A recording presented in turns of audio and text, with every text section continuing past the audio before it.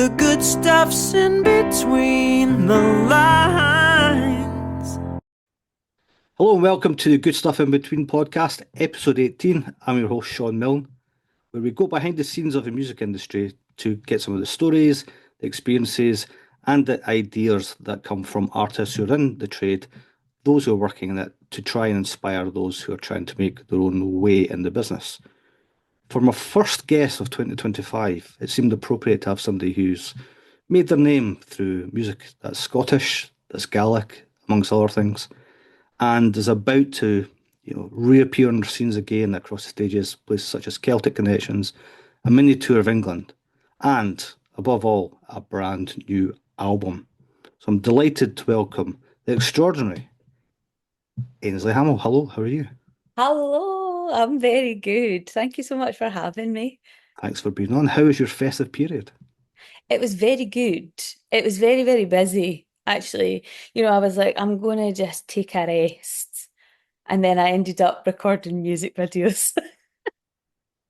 So it was a busy time, but it's all going to be worth it.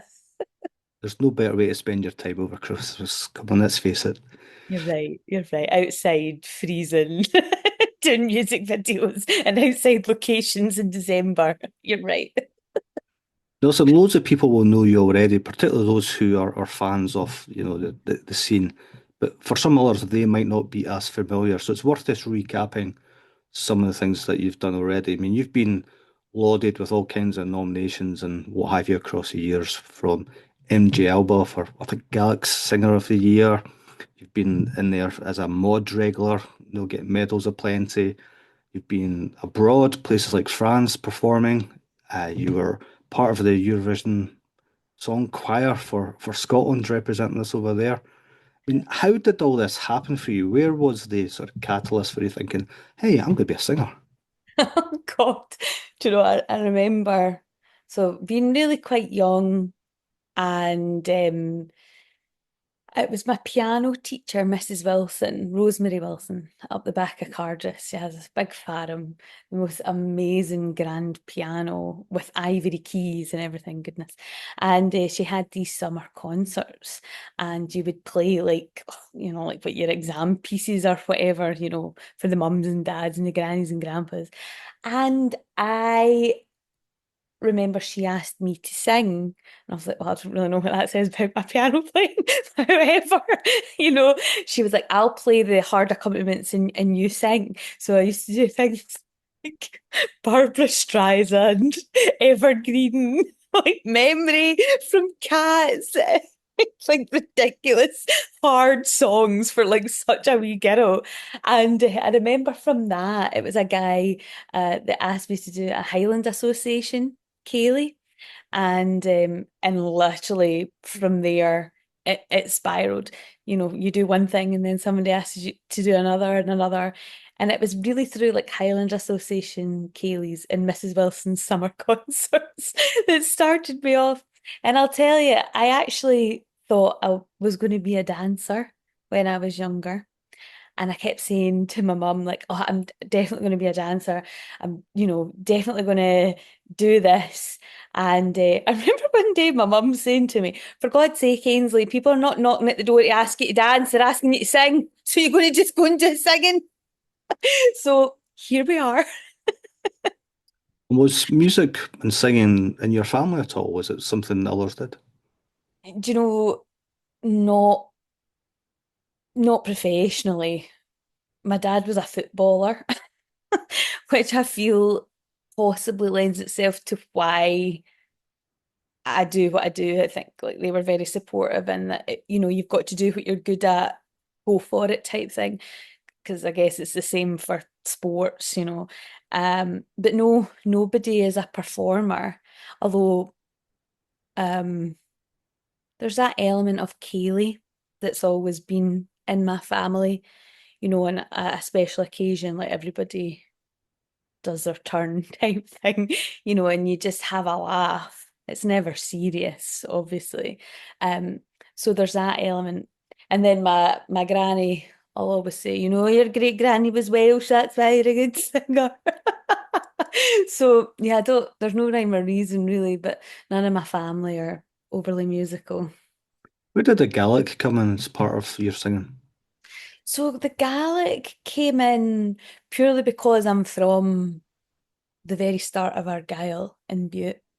And it was at school. Some teachers took interest. I never went through Gaelic medium, but it was these specific teachers that taught songs, phrases, words that really got me into it. And I would say I definitely got into music very much at school. We used to do like Burns competitions, like reciting the poetry, singing the songs. And I guess that's what really started to get me interested in like folklore. And I guess my family, like that Ceilidh element as well, like it's always been around me, the telling us stories and the lore, etc. Um, yeah, so but the Gaelic element was very much at school. I joined the Gaelic choir when I was at secondary school at Hermitage Academy, and kind of from there I just was utterly obsessed with it. And then also doing the Highland Association, I would get up and do a mixture of like Scots songs and then some Gaelic songs that I knew they were taught to me from an early age by Katie MacDonald from Cardress. She no longer with us, but she was from Skye, and she would teach me wee songs to sing at these Gaelic events, and mix in with songs that I'd learned at school, etc. So that's kind of how all the Gaelic stuff started. Is that what sort of took you on then to like performing and competing at the mod? Do you know, it was actually when I was at the conservatoire that I started to compete. I didn't, I really wasn't aware of this whole world of fashion and the mod, before I started going to the conservatoire. Um, I just felt I was caught up in my own little family Ceilidh world, in Highland Association. And I think it's probably because my family didn't know anything about it. So it's kind of like, why would I? Do you know? Um, and kind of in a time where when I was at school, you weren't Googling everything. It wasn't quite there yet, Um, so yeah, I just didn't know about it until I was around other people that were doing it. And they're like, why have you not done this? I also remember like being at conservatoire.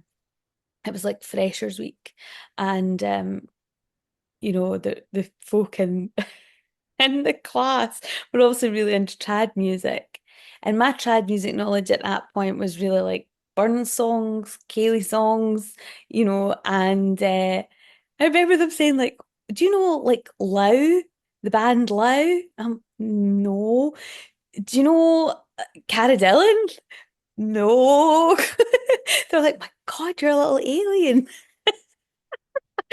And obviously that whole obsession really properly started when I was at conservatoire. So you graduated from there with a first, I think it was in Scottish music and Gaelic song. Yeah, that's right. And was it from there you thought, yeah, I can make a go of this, or was your mind already made up? It was already there. Like even before I went, well, it was RSMD when I started. Even before that point, I knew I was going to be a performer of sorts. It's just like when I'm at my happiest, most exuberant self, it's when I'm performing. So there was just no question about it for me. But I started being a proper performing musician, working as one, when I was in, I'd say like the end of my first year. That's when Barlua was formed, and we started to properly work from like the age of 17, which is mad, like doing like festivals and big gigs and um, winning the Danny Kyle Award like that young, and God, I didn't appreciate it at all.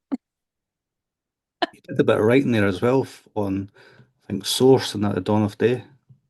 Yeah, that's But right. how is that in terms of, expanding your repertoire? In terms of like the writing, Yeah, yeah. Do you know what's funny? Like looking back, obviously that stylistically it's quite different. I was just listening to different things and very caught up in my wee bubble, you know. Um, yeah, it's very different. I think as you get older as well, it's one of these things that you're just your mind opens to other things. You listen to more, you go to more concerts and you get different ideas. You know, probably some of my early writing now I consider to be quite twee, but it's a moment in time and I've got to appreciate it for that, and it's nice to look back and consider the point of life that I was at also, so I think like never down what you've done. It's just a moment in time, you know. Yes, the reason I'm asking is there must be many people who are in that situation now. They're in their first band, they're enjoying the moment, as you put it, and trying to find their way forward. I wonder what from that period sticks out for you in terms of if I'd known then what I know now. Goodness. I think I would. Oh, do you know what? I'm very kind of no regrets, to be fair. I just like to move forward, and with the knowledge that you've got, knowledge is power, cool, plow on, But I think, looking back, I would probably talk to more people in terms of like promoters, make myself more known as an individual. I think I've possibly suffered as a solo artist because I've been with bands for such a long time. And, people say, oh, newcomer, Ainsley Hamill. I'm like, oh my God. Like, I feel like I've been round and round and round about a million times. So it's kind of to be called a newcomer, I'm like, that's wild. That is totally wild, you know. Um, but yeah, I think talk to more people and don't be afraid to be known, rather than sort of blend into the background in the band. That's possibly what I would have done a little differently. But I didn't do that because I was so busy talking to the audience, like after the gig. Like that's something I still really enjoy. I love talking to the audience and hearing their feedback, like honest feedback as well. Like that means a lot to me. I don't ever want anybody to be mean. There's absolutely no space or time for people being mean. But yeah, like honest feedback and getting to know people and where they're from and the music that they grew up with and the music that they like and listen to. That means a lot to me after a gig. When we talk about feedback, you had plenty of that in terms of kind of radio play that you earned, the opportunities that came your way. Your EP came out in around 2019, Bell of the Ball. Yeah. How did that happen? How do you go from where you were to bringing out your own EP? It's funny. I think it took a lot of confidence. It took me like quite a long time to do, because I didn't have the same camaraderie that existed within Barlua in a band setup. You know, that is it's a very different thing, being a band leader to doing things with your whole band. Um, and it took me a while to kind of suss things out. You know, it took me a really long time to actually ask other band leaders, like, what do you do? How do you do this? And that was invaluable, like getting everyone else's experience. Because I thought, like, being younger, that's dead nosy, asking people their business, you shouldn't do that, etc. But it's not being nosy. You're just asking someone's opinion. You're asking for help from someone. So I genuinely feel like if anybody wants to know anything about anything, that I do, I would want somebody to ask me because I feel I was searching for those answers and didn't really know where to find them at the time. So what would you do? So it's one of those things like where to start? Like And that's difficult, you know. So I think the thing that I would tell somebody is get your band together, right? Like get your band, the big version of your band, and then the small version of your band. Like what are you willing to go out as?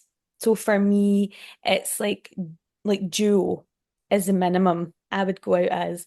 And then maximum I would go out as is a 6-piece, you know, altogether. So like I totally now know my boundaries on that. And you know your people, you know who you can rely on. And I think when making an album, pick a good producer on top of having your good solid band.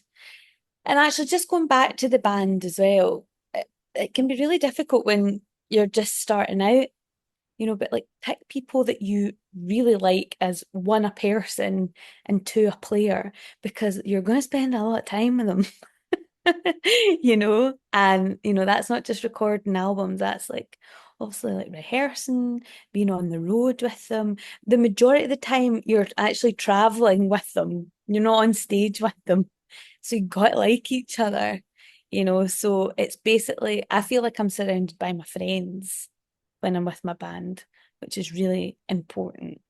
And I'd say that's a very good starting point.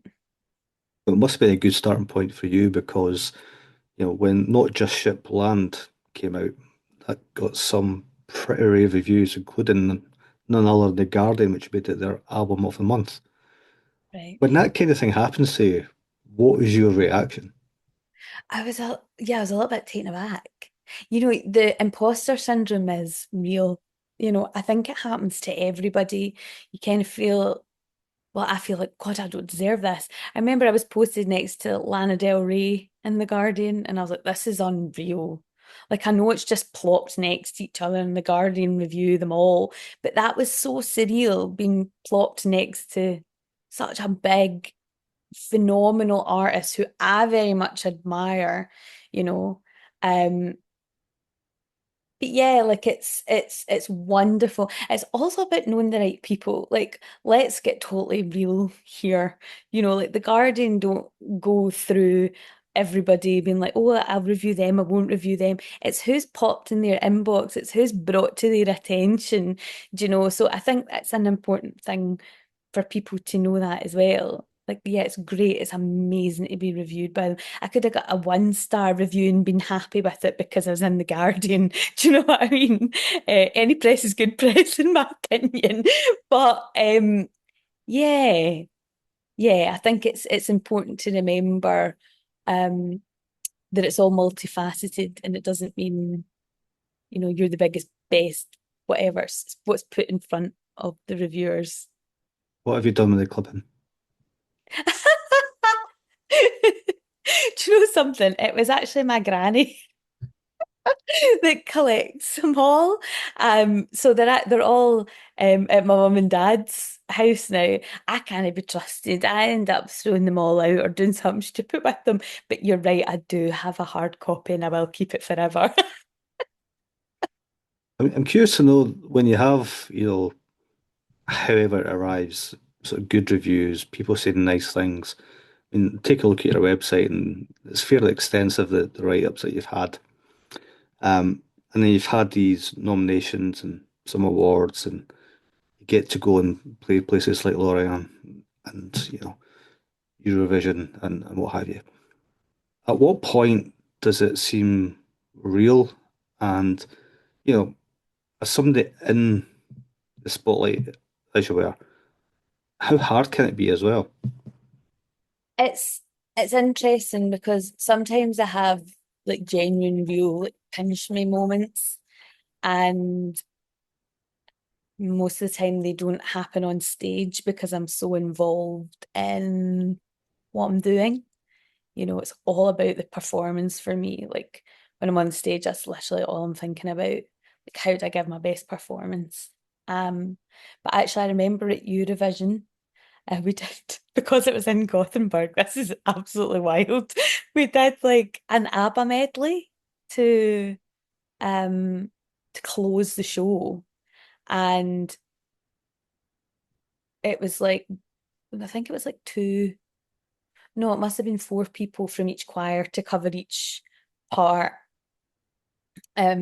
So there wasn't a lot of us, and I remember singing this on stage, and I actually got like a little bit emotional, like I got caught in the moment, which like literally doesn't happen for me, and I thought, oh my God, this is actually amazing. Like this is so cool that I get to do this, like obviously big fan of, I love Eurovision. I think it's so cool. And yeah, like singing ABBA, like on a genuine Eurovision stage, that was incredible. But yeah, I mean, being in the spotlight as well, to answer that question, it's a wee bit challenging sometimes, in that I worry about sometimes how I'm perceived, you know. I don't ever want to be thought of as being like difficult or a diva. And I genuinely go out my way to be good to folk. I just want to be treated that way also. So I feel like, when hard things happen, in terms of like possibly booking gigs, or if something happens and I'm the band leader, I need to deal with it, that can be really challenging, and how you deal with it, and then how you're perceived from that point on. But I think it's also this thing I like, sometimes being a woman and dealing with a lot of older men, I would say. I don't want to like tar everybody with the same brush, because that is not cool at all. It can be a plethora of different folk that don't treat you nicely, But sometimes I kind of do need to put that gaffer hat on, and doing that and then going on stage having to perform. So having these different personas can be quite challenging sometimes, because I only ever want to do things like fairly, be kind to people, put on a good show. That's literally it. And it can be quite challenging when people are not kind back, how do you deal with that? But other than that, I love it. Love the spotlight. Do you think, particularly with the trad scene, the folk scene, the Scottish scene, do you think that is generally more supportive than, say, your pop and your rock stars have to endure with? Or is it a case that the community there, knows where difficulties lie, just try and support each other through it? I think you're probably right. I think like the folk scene is so niche that people need to be nice to each other, because it's so small. I mean, not everybody's always nice, but it's just one of those things. I think you're a little bit more protected than, say, you were going out into other genres of music. I know how brutal that can be. So I think you're within folk music, we are a little more protected, which is very nice. I think overall it's a very friendly, lovely genre to be part of, and I'm really thankful for that.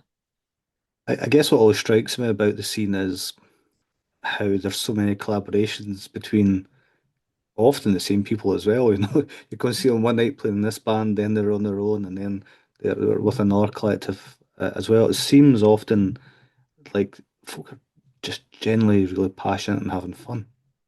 That is it. Like, for instance, my band is made up with amazing musicians who all play with other people, and they're also session musicians as well. So they'll dip in for folk like what Sam plays in Kate Rusby's band, Toby plays in Cara Dillon's band, Alistair plays in Skippinish. Like the list goes on. Like, they're amazing. And yeah, it's lovely. That's also like how everybody makes a connection with each other as well, like that crossover. I did this lovely project um called the Yellow House All-Star Band. And that was with Sam and Toby, who are in my band. And then also some of the Dallahan guys, so Kieran Ryan and Jack Badcock as well. And I would never have got to know them, so well if I hadn't been put with them in that project, you know. And like I'd say, like we're all really good friends now. And it's just one of those things. It's actually our Danish agent. We all share the same agent, and he was celebrating 10 years of his agency, and he put us all together. Um, because there was kind of crossover there anyway. I played with Toby, Sam plays with Toby, Sam's in my band, I kind of knew like the Dallahan guys because Andrew Waite and I are in Fourth Moon together.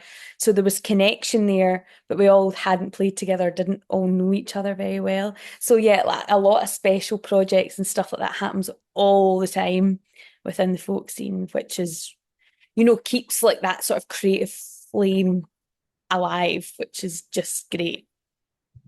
You talk about special projects. Obviously, the big one for you this year is Fable out on January the 17th, produced by Sam Kelly. What can you tell us about that? How excited are you? Oh man, I'm so excited. It's been like a few years now, obviously, since I've brought out a new album. And I wanted to produce an album that is representative of what I would do live. I think like up until now, I've released solo releases that are projects, like not just Shipland. It was a collection of songs with string orchestra accompaniment. Like, you know, Bella the Ball was a little snippet of what I would do live, but not an encapsulation of, my live performance consists of songs in Scottish Gaelic, my own songs, Scots songs, trad, new, own compositions. It's a real mixture of stuff. And even with Barlua, that's what I used to do. That was like the live show, and that's very much me. And I feel like my albums and the things I've brought out up until now are not representative of what I would do live. So this feels really special. Did you approach it in a different way then? You know, in terms of writing the album, no, because I like a wee theme. I kind of thought, oh, I'll not do a theme. I'll not, I'll not basically limit myself, And then as I started to choose the songs that I wanted to be on it, I thought, oh, that actually has a theme. I just can't help it. It's like that pattern searching, I just love it. I love when there's a continuity and there's a weaving story, and yeah. So I think I did approach it in the same way, although I was trying not to. So it'd probably be fair to say that your earlier work was, about your surroundings in part, about that sense of place. This one, if I understand it, is more about the sort of legends and landscapes of Scotland. For sure. I think I would say though it's still probably a continuation of what I'm surrounded by. The people and places was definitely not just Shetland, but you're right, it's more about the lore and landscape of Scotland, which also does include the people, although it's not a total focal point of this new album. Um, and I guess also as well, I should explain why it's called Fable. Fable. Because the album itself doesn't contain fables. It, as a whole is a fable in the way that we can learn from it.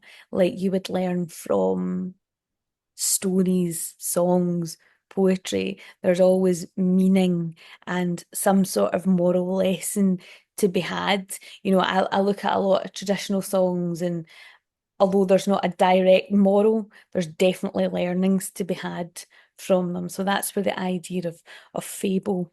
Give us an example then, so if you've got the latest single came out last month there, how does that play into that theme?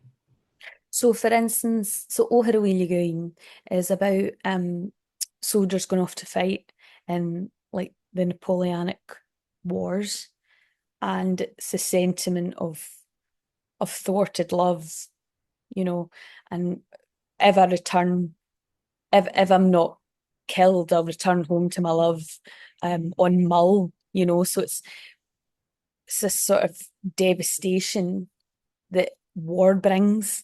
And for me, that's the teaching. War brings devastation. So why do we continue to do it? You know, like I think the special thing is within each song, there's lots to be learned and had from it. It's the individual listening to make up their mind what the learning is. But for me, that's what I take from that particular song. What other songs stand out for you? I mean, I'm sure you'll love them all, but if you're getting into that kind of idea, that spirit of it, in terms of the ones that are going to pop for people. I think, right, so the next single that comes out, it's called Machir Bay, and that's one of my own songs. And for me, so it's about the most amazing day out on Machir Bay, which is on the Isle of Islay. And, for me, it's about the moral lesson, or not even moral lesson, the lesson to be learned from it is, take your time, enjoy the moment, enjoy the now, sort of bask in the glory of what is wonderful at the time, rather than thinking backwards, forwards, like just enjoy the now, and enjoy the landscape and the people. And, for me, that is very much like the Western Isles and the west of Scotland. That's where I feel most alive, so I also feel like on Machir Bay, it's the first recording of me in a solo project where I feel I've really opened out in terms of vocal ability. In a live performance, I would always, always, always sing out, and really never hold back. But sometimes when I'm recording things, I feel a little maybe rushed or it doesn't feel quite right. So I maybe hold back a little bit. And this is the first time I've actually never really held back. And I think people will be able to feel that when they hear it. That's really interesting because you've been compared, and like every artist is compared to another artist because it can't just be their own, to Yeah. like the sort of Heather Small, to Julie Phillips, even Adele. And in fairness, if you listen to some of your older stuff, or your show reel, etc., you can see the wee depths, wee twinges that people are getting at there. But how would you consider you are now if you said, I think I'm a bit like, or somebody's a bit like me? Oh, that's a difficult one because obviously like, I don't think of myself. I kind of just do what I do. Do you know what I mean? Let's make it a bit easier then. In terms of style, where do you think this album goes? I think so. The material is it feels quite traditional, but in terms of delivery, I think you could pick up possibly some jazz influences. Um, uh, this is the thing with me, like I don't sound like in inverted commas a traditional singer. What even is that? Do you know, like I saw somebody else the other day, like what is folk song? Songs that folk sing. Do you know, like, and who's to say what way you should sing it? It's like music of the people. It's like what's relevant, like for the people at the time. Do you know what I mean? So, yeah, I would say I'm not like any probably folk singers. Is that perhaps part of your hope then for this one, which is it is slightly removed, slightly different, and that is what's going to make people enjoy it all the more? Yeah, possibly. I think people who oh, I don't even know. I think I would hope people will enjoy it for what it is and not try and put it too much into genre categories because I think that that kills the joy of what it is. But the reason I say jazz, and God, jazz enthusiasts will be like, it's not jazz at all. Do you know, is one of the tracks is Nina Simone's Sinnerman, but translated into Gaelic. And I obviously sing that with like a little bit of a jazzy edge, and that's what makes me say jazz. I think like the kind of tone of my voice sometimes has a little jazz element. But again, I don't really listen to a lot of jazz singers or particularly jazz music actually. So I don't even know where the hell it comes from. Where does the idea to take Nina Simone and turn it into Gaelic come from? Oh, do you know, that was from a Kills Crack gig in Glasgow, and it was with Kathleen McInnes. And I thought, oh, I better pull my socks up here. Kathleen's going to be absolutely amazing in this. So I thought, what can I do that's going to be good? And I thought, well, I love the song Sinner Man. I just think it's utterly iconic. And actually, I remember telling my sister-in-law, I'm going to put this into Gaelic and, do Nina Simone Cinema. And she's like, are you mad? Are you actually mad? Why would you take like this amazing iconic song and try and do it? Like, you're mental.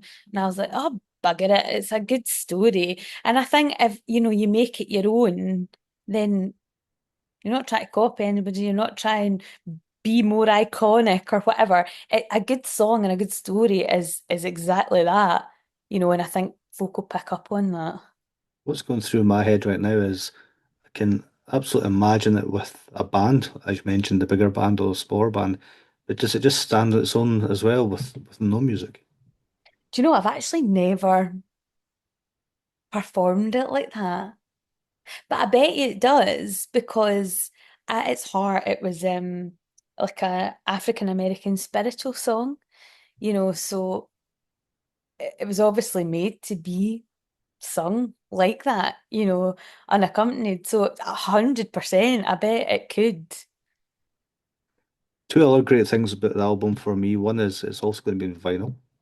Yes. This your first vinyl? Yeah, it's my first final. I feel like dead cool and trendy.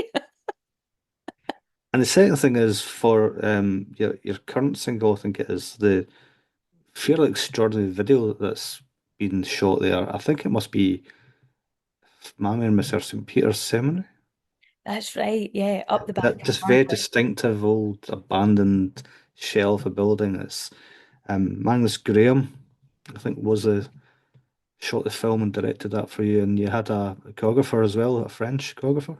Yes, that's right. Constant. They were amazing to work with. Um, Constant used to work with Scottish Ballet, and I knew I wanted contemporary ballet dancers in the video.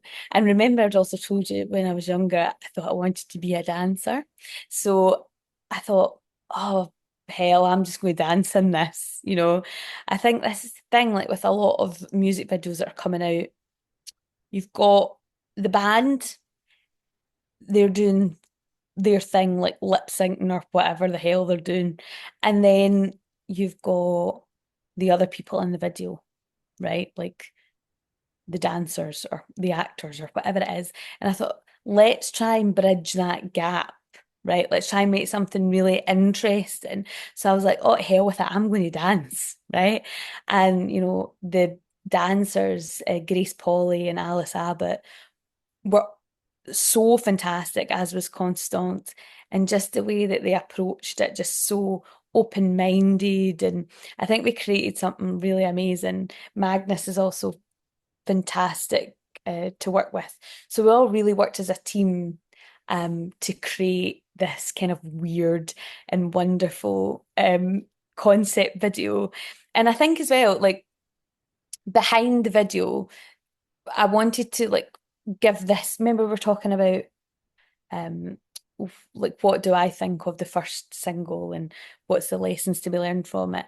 So it's like the horrors of war, and it's about the women being left behind dealing with the horrors of war and their loved ones going off to fight, and they're the ones left just waiting, and it's about sort of slightly losing your mind. And each dancer is a progression of the mental state, losing it. and I think it's pretty spooky, and I kind of love the final thing.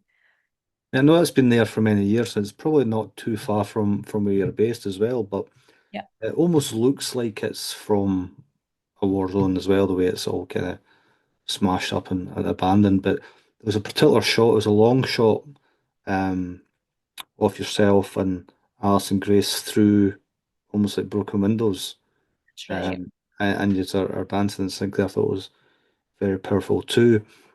But that's also all going to translate when you go on stage because you've got a couple of gigs coming up at Celtic Connections. I think the opening concert and your own album launch. Yeah, gosh, that's right. So at the opening concert, I do a song from Not Just Shipland because the concert's all about Glasgow, which is really cool. Get to perform with string orchestra live again. I didn't think I would be doing that anytime soon, so that's exciting. And also a real honour to be part of the opening concert. Like I don't say that lightly. Obviously been in these big productions with Celtic Connections before, but I feel the older I get, the more I appreciate being part of them. And then obviously on the 30th, I've got my Fable album launch and it is full band. It's going to be absolutely fabulous. I'm going to go all out with it. Any surprises in there for people? The surprise would be it all going tip top and well. That's going to be at the Glasgow Royal Concert Hall as well. The opening concert, of course, is on the 16th. I think that's pretty much a sellout, so it'd be worth checking. If you do get a Gold Dust ticket there, you'll be very lucky. And then Mm. you're off on tour to Colchester, Leeds, London, a bunch of other places down south. Why are Yeah, you taking that route?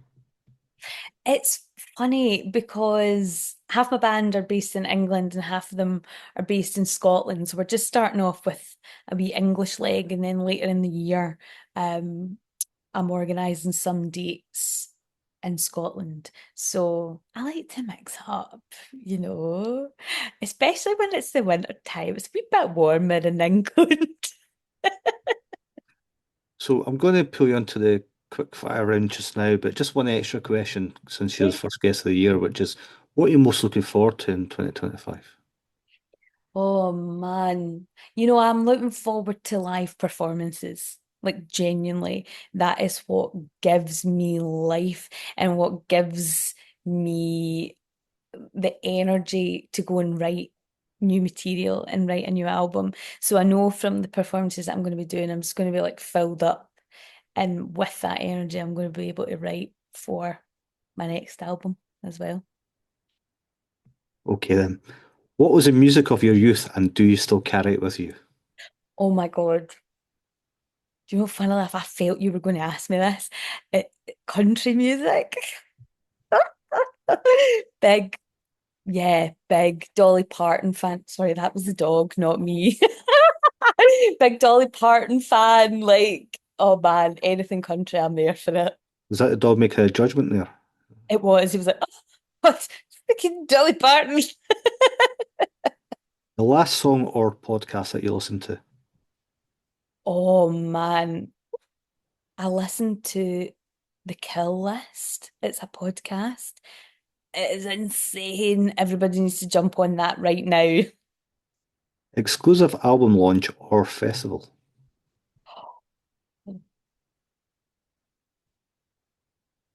Festival. Favorite food or rider? Oh, do you know I love jelly babies? If you could collaborate with anyone alive or from history on a project, who would it be and why? Oh, that is so difficult. Do you know something?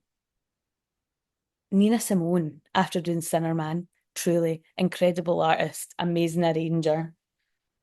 Restaurant, cinema, or lazy Sunday brunch? Oh, I love going to pictures, cinema. Digital addict or can you switch off? I can switch off. I need to switch off. I need to get outside, go for a walk in the hills. What does life look like after you stop? I won't ever stop.